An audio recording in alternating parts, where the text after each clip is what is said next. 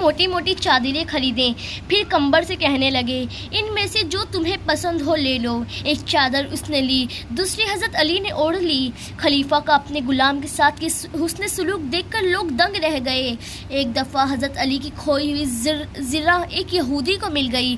وہ زرہ کو اپنی ملکیت بتانے لگا اور حضرت علی کو زرہ واپس کرنے سے اس نے انکار کر دیا۔ خلیفہ ہونے کے باوجود حضرت علی مدعی بن کر خود قاضی شریعت کی عدالت میں حاضر ہوئے اور اپنی گواہی میں اپنے فرزند حضرت حسن اور اپنے غلام قمبر کو پیش کیا۔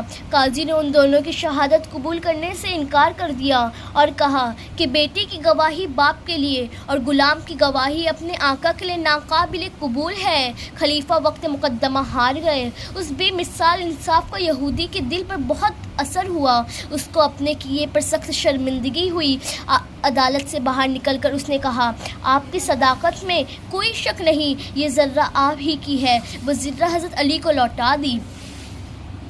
حضرت امیر معاویہ نے ایک بار حضرت علی کے ایک ساتھ زرارہ اسدی سے کہا کہ مجھ سے حضرت علی کے اوصاف بیان کرو۔ انہوں نے انتہائی جامع اور انداز میں حضرت علی کی خوبیاں بیان کرتے ہوئے کہا وہ بہت بلند حوصلہ اور نہایت قوی تھے، فیصلہ کن باتوں تھے، ان کے انصاف سے ہر کوئی مطمئن ہو جاتا تھا، وہ علم کا سرچشمہ تھے، بہت زیادہ غور و فکر کرنے والے تھے، معمولی لباس اور سادہ کھانا پسند کرتے تھے، وہ ہم میں بالکل ہماری طرح رہتے تھے، اہل دین کی عزت کرتے اور غریبوں کو عزیز رکھتے تھے۔ یہ سن کر حضرت امیر معاویہ رو پڑے اور فرمایا خدا کی قسم وہ ایسے ہی تھے۔ ایک دن حضرت علی فجر کی نماز کے لیے مسجد میں داخل ہو رہے تھے کہ ایک شکل قلب شخص عبد الرحمن بن ملجم نے زہر میں بجھی ہوئی تلوار سے وار کر کے انہیں زخمی کر دیا۔ اس زخم سے حضرت علی جانبر نہ ہو سکے اور 21 رمضان المبارک 40 سن کو 63 سال کی عمر میں انہوں نے شہادت پائی۔ تاریخ کے ماخذ۔ ہم قدیم بھارت اور عہد وسطیٰ کے بھارت کی تاریخ کے ماخذوں کو مطالعہ کر چکے ہیں۔ اس سال ہم جدید بھارت کے تاریخ کے ماخذوں کا مطالعہ کریں گے۔ تاریخ کے ماخذوں میں طبی، تحریری اور زبانی ماخذ شامل ہیں۔ اس طرح جدید ٹیکنالوجی پر مبنی سمعی و بصری اور سمعی و بصری ماخذ بھی شامل ہیں۔ طبعی ماخذ۔ تاریخ کے طبعی ماخذ میں مختلف اشیاء، عمارتوں، سکوں، مجسموں، مہروں وغیرہ کو شامل کر سکتے ہیں۔ عمارتیں اور تعمیرات۔ جدید بھارت کی تاریخ کا عہد یورپی بالخصوص برطانوی حکومت اور دیسی ریاستوں کو دور تسلیم کیا جاتا ہے۔ اس دور میں مختلف عمارتیں، پل، سڑکیں، پانی کی سبیلیں، فوارے وغیرہ تعمیر کیے گئے ہیں۔ ان عمارتوں میں انتظامی دفاتر، افسران، رہنماؤں اور انقلابیوں کی رہائش گاہیں، دیسی ریاستوں کے حکمرانوں کے محلات، رجواڑے، قلعے، جیل جیسی عمارتیں شامل ہیں۔ ان تعمیرات میں سے کئی عمارتیں آج بھی اچھی حالت میں نظر آتی ہیں۔ بعض عمارتوں کو قوی یادگار قرار دیا گیا ہے جبکہ کچھ عمارتوں کو عجائب گھر بنا دیا گیا، مثلاً انڈمان میں سیلولر جیل۔ ان تعمیرات کو دیکھنے کے بعد ہمیں اس دور کی تاریخ، فن تعمیر، عمارت کی نوعیت سے اس زمانے کی معاشی خوشحالی کے بارے میں معلومات حاصل ہوتی ہے۔ جیسے انڈمان کی سیلولر جیل کی سیر کرنے پر سواتنتر ویر ساورکر کے انقلابی کاموں، ممبئی میں منی بھون یا وردھا میں سیوا گرام آشرم دیکھنے پر مہاتما گاندھی کی دور کی تاریخ معلوم ہوتی ہے۔ عجائب گھر اور تاریخ۔ عجائب گھروں میں مختلف اشیاء، تصاویر، فوٹو وغیرہ محفوظ رکھے جاتے ہیں جن سے تاریخ کا مطالعہ کرنے میں مدد ملتی ہے۔ پونا کے آغا خان پولیس میں گاندھی میموریل میوزیم میں مہاتما گاندھی کے استعمال کی کئی چیزیں اور کاغذات دیکھنے کو ملتے ہیں۔ مجسمے اور یادگاریں۔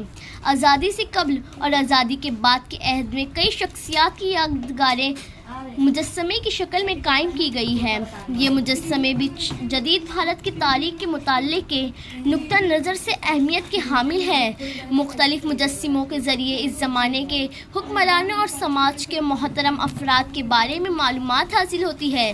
جس شخص کا مجسمہ ہے اس کا پورا نام، ولادت اور وفات کی تاریخ، اس کے کاموں کا مختصر احوال حالات زندگی کی معلومات ایک تختی پر تحریر ہوتی ہے۔ مہاتما جیوتی راؤ پھولے، لوکمانیا تلک، ڈاکٹر بابا صاحب امبیڈکر کر کے مجسموں کی طرح مختلف واقعات کی یاد میں تعمیر کی گئی یادگاریں بھی متعلقہ واقعے کا زمانہ، اس واقعے سے جڑے ہوئے افراد وغیرہ کی معلومات فراہم کرتی ہے۔ مثلاً مختلف مقامات پر شہیدوں کی یادگاریں۔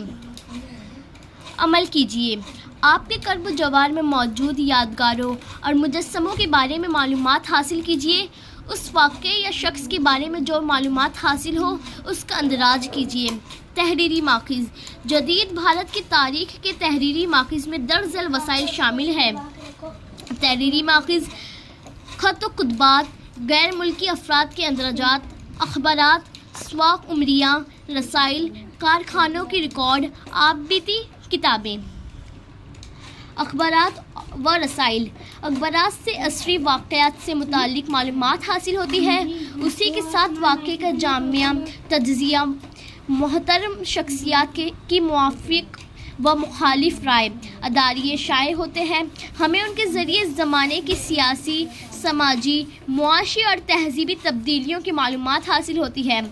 آزادی سے قبل کے دور میں گیانودے، گیان پرکاش، کیسری، دن بندھو، امرت بازار پتریکا جیسے اخبارات عوام بیداری کے اہم ذرائع ہیں۔ ان اخبار کے ذریعے ہم برطانوی حکومت کی بھارت سے متعلق پالیسیوں اور ان کے بھارت پر ہونے والے اثرات کا مطالعہ کر سکتے ہیں۔